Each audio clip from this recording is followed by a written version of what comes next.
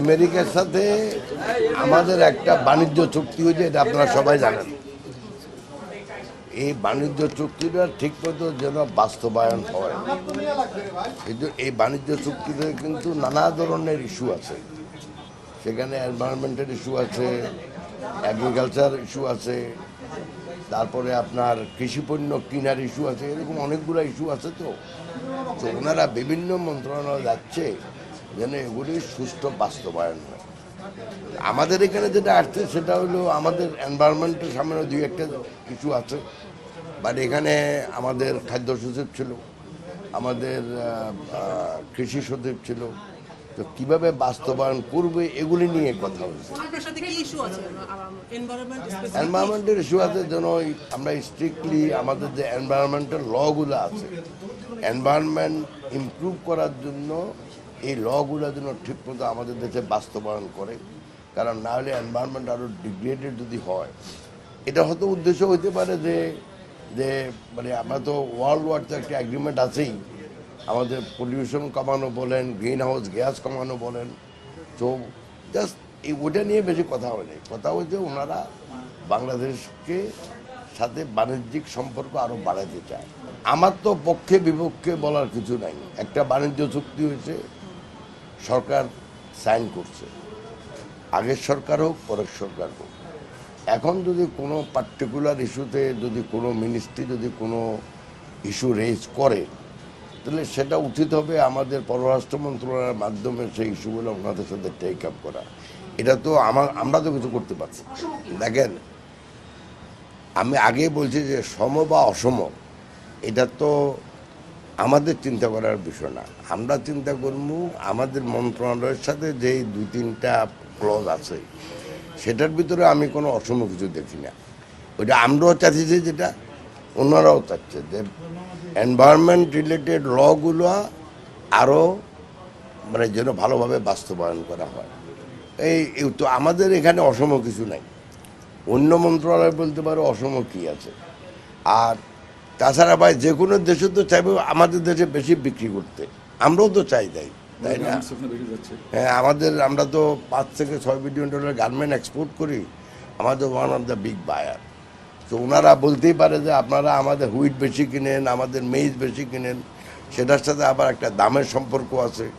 আমাদের কিছু কিছু রুল আছে যেগুলি হয়তো ইনকনসিস্টেন্ট, অসামঞ্জস্য আছে ওনাদের আইনের সাথে, বা ওনাদের কিছু কিছু রুল আছে যেটা আমাদের আইনের সাথে অসামঞ্জস্য। যে আজকে যেটা কথা হচ্ছে এগুলির জন্য একটা কনসিস্টেন্সি, সামঞ্জস্য আনা হয় বেসিক্যালি।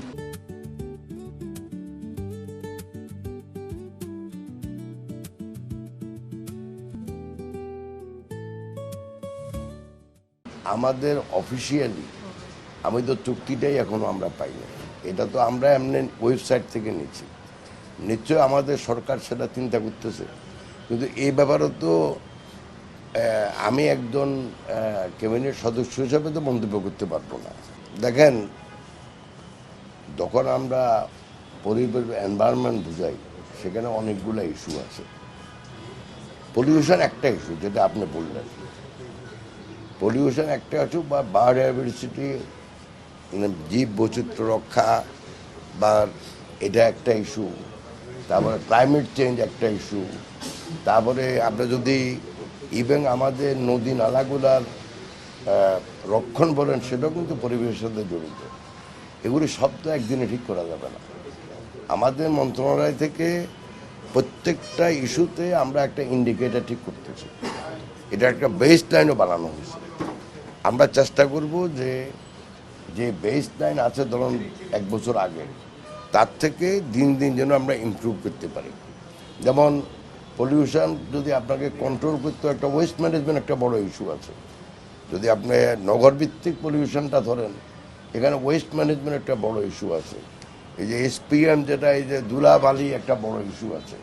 তো এগুলি নিয়ে আমরা কাজ করতেছি যাতে করে ভবিষ্যতে এই ধরনের পলিউশনগুলো কমানো যায়, যেগুলি মানুষের স্বাস্থ্যের জন্য ক্ষতিকর। 2-3 নাম্বার তো আপনার গ্রেড ভালোই করে দিলেন, আমি তো মাঝে মাঝে দেখি একদম নিচে। তো এখন বললাম তো আমরা লাস্টও থাকি। শুনেন, এক একটা দূষণ এক এক সোর্স থেকে হতেছে, এক এক কারণে হচ্ছে। যেমন ধরেন ঢাকা শহরে বায়ু দূষণ, তো বায়ু দূষণ হচ্ছে একটা হলো প্রপার ওয়েস্ট ম্যানেজমেন্ট নাই। তো আমরা চেষ্টা করতেছি, বিনিয়োগকারী পাওয়া গেছে আমিন বাজারে একটা waste management, waste to energy plan করার জন্য। আমি আশা করি সেটা যখন কাজ শুরু হবে, বাস্তবায়ন শুরু হবে, তখন দেখবেন যে ঢাকা সাউথের জন্য ইনভেস্টার আসবে। নদী দূষণের আরেক কারণ, যে এক এক দূষণের এক এক কারণ এবং এক একটা পরিণতি, এগুলি তো আমাদের সরকার তো 2 মাসে তো আমরা শেষ করতে পারবো না। তো আপনি ধরে নিতে পারেন আমাদের সরকার এ ব্যাপারে সচেষ্ট। আমরা প্রতিটি কারণ এবং প্রতিটি কারণের পিছনে যে পরিণতি, সেগুলি আইডেন্টিফাই করে নিচ্ছি, যাতে করে আমরা ভবিষ্যতে ভালো করতে পারি। ওটা নিয়ে না কথা হয় না। আর ওই ইউএস কিন্তু ওই ক্লাইমেট রিলেটেড যে কপ, এখান থেকে তো বের হয়ে গেছে, ওরা কি কথা বলবে, ওরা এটাতে নাই।